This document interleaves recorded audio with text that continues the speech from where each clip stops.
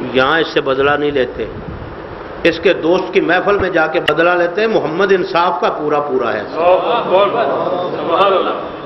وہاں جا کے مسئلہ پیش کرتے ہیں۔ آ گیا، اس نے کہا اے محمد صلی اللہ علیہ وسلم، تیرے ساتھی نے مجھے تھپڑ مارا ہے۔ ابو بکر اس کو تھپڑ مارا، یا رسول اللہ ہاں، کیوں؟ اللہ کے رسول رب العالمین کی گستاخی کرتا تھا، اللہ کو فقیر کہتا تھا اللہ قرض مانگتا ہے، یہودی مکر گیا، یہودیوں کا کام ہی یہی ہے،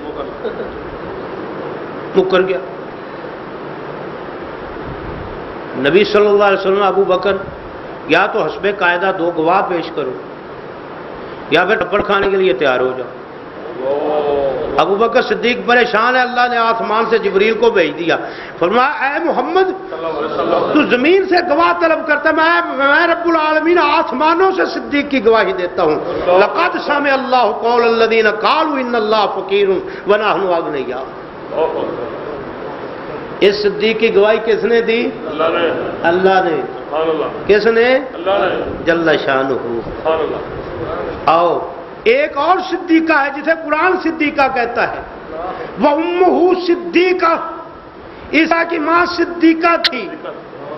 عیسیٰ کی ماں پر تہمت لگی، قوم نے کہا یا مریم لقد جئت شیئا فریا، اے مریم یہ کیا کر لائی ہے تو، بڑا عجیب معاملہ ہے تیرا، ما کان ابوک امرأ سوء وما کانت امک بغیہ، نہ تو تیرا باپ ہی کو برا آدمی تھا اور نہ تیری ماں ہی بدکار عورت تھی۔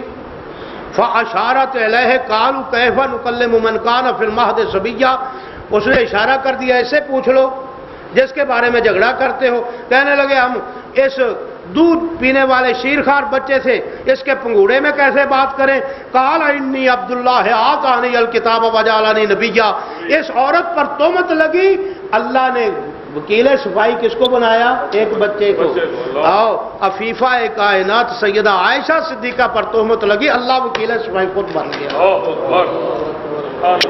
اماں حضور کی بات بتا رہا ہوں، اگر تجھے یقین نہیں کہتی، وقالت کان بشرا من البشر، وہ ام المومنین کہتی ہیں جو صدیقہ کائنات ہیں رضی اللہ تعالی عنہا،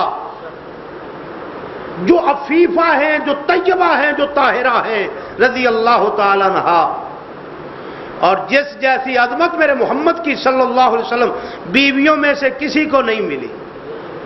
عائشہ صدیقہ خود کہتی ہیں 4 خصلتیں میرے اندر ایسی ہیں جو رسول اللہ صلی اللہ علیہ وسلم کی بیویوں میں سے کسی میں نہیں تھی، ان میں سے ایک خصلت یہ ہے کہ کسی بیوی کے بستر پہ قرآن نہیں اترا، میرے بستر پہ وہی نازل ہوتی تھی، میرے بستر پہ وہی نازل ہوتی تھی۔ اماں حضور کیا کہتی ہے؟ قالت کانا بشرا من البشر، اللہ کے رسول انسانوں میں سے ایک انسان، بشروں میں سے ایک۔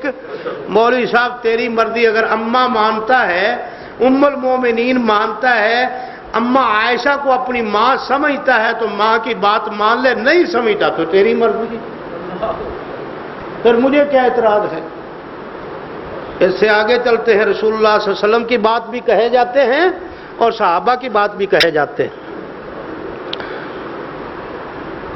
میرے لیے بہت سی مشکلات ہیں، میں مشکلات کو حل کر کے بالکل پیچھے چھوڑ کے تمہیں مسائل بتاتا ہوں، وگرنہ اللہ جانتا ہے میں ایک ہی حدیث پاک پر اور جو کچھ محدثین اس پر باب قائم کرتے ہیں اس پر بحث شروع کر دوں تو آپ حیران ہو جائیں کہ بات ہم کن کی کہہ رہے ہیں۔ حنفی فقہ کا ایک مسئلہ ہے، سنیے کہ عدالت میں ایک مقدمہ چلا گیا، عدالت میں قاضی صاحب نے جھوٹے آدمی کے حق میں فیصلہ دے دیا۔ کس کے حق میں؟ جھوٹے کے حق میں۔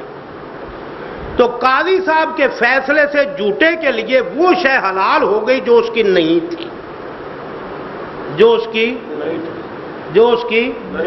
نہیں تھی، اور انہوں نے بڑے زبردست انداز میں بات کہی ہے، آپ حیران ہو جائیں۔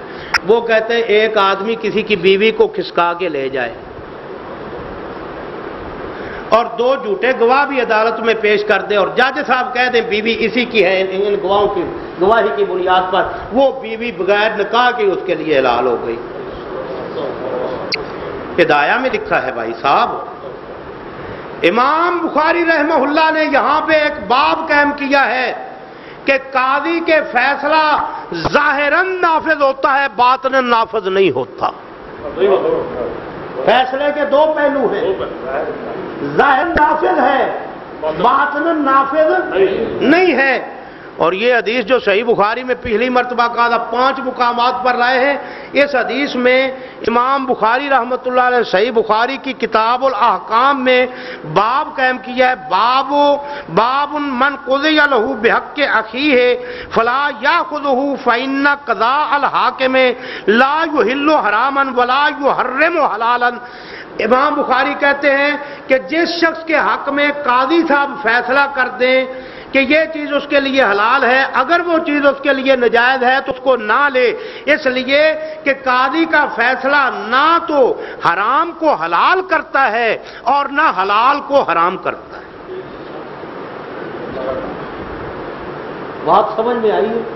امام صاحب نے جو جگہ جگہ باب قائم کیا ہے نا، کوئی کاری ضرب لگائی ہے۔ بھائی صاحب تمہیں یہی نہیں پتا، نہیں تو جا کے ان حضرات سے یہ پوچھ لینا کہ مولوی صاحب اگر میں تمہاری بیوی کو عدالت میں لے جا کے 4 گواہ پیش کر کے لے جاؤں تو تمہارا رد عمل کیا ہوگا؟ پھر ہدایہ شریف کو قبول کرو گے یا نہیں؟ سمجھیے ذرا، سید الفقہاء والمحدثین زین المجتہدین امام بخاری رحمہ اللہ کروڑوں رحمت نازل کرے بخاری پر۔ امام صاحب فرماتے ہیں قاضی کا فیصلہ ظاہراً نافذ ہوتا ہے، باطناً نافذ نہیں ہوتا۔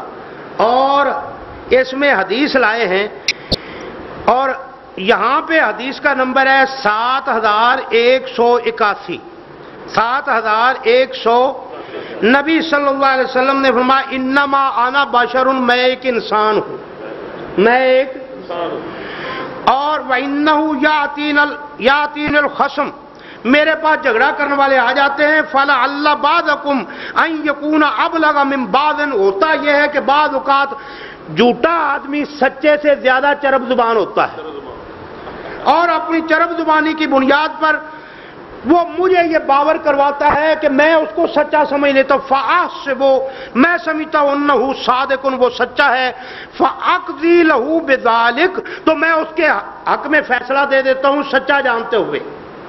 قاضی، عام جج تو بددیانتی کی بنیاد پر بھی فیصلہ کر سکتا ہے، اور یارو میرے محمد رسول اللہ صلی اللہ علیہ وسلم بددیانتی کی بنیاد پر فیصلہ نہیں کرتے، وہ تو امین ہیں، وہ تو امین ہیں۔ مولوی صاحب اگر عالم الغیب ہیں تو آپ کو پتہ کیوں نہیں چلتا کہ یہ جھوٹا ہے جس کو میں سچا جان رہا ہوں؟ فرمایا فمن قضیت لہ بحق مسلم، جس شخص کے حق میں میں نے کسی مسلمان کی کوئی شے دے دی کہ یہ لے جا تو، وہ ہے اس کی نہیں، فَإِنَّمَا هِيَ قِطْعَةٌ مِّنَ النَّارِ فَلْيَأْخُذْهَا أَوْ لِيَتْرُكْهَا، فرمایا میں نے اس چیز کو اس کے لیے حلال نہیں کیا، جہنم کے ٹکڑوں میں سے ایک ٹکڑا اس کے لیے کاٹ دیا ہے، اس کی مرضی ہے وہ چیز لے لے، اس کی مرضی ہے وہ چھوڑ دے۔ امام بخاری رحمہ اللہ کہتے ہیں جب عام قاضی کی بات نہیں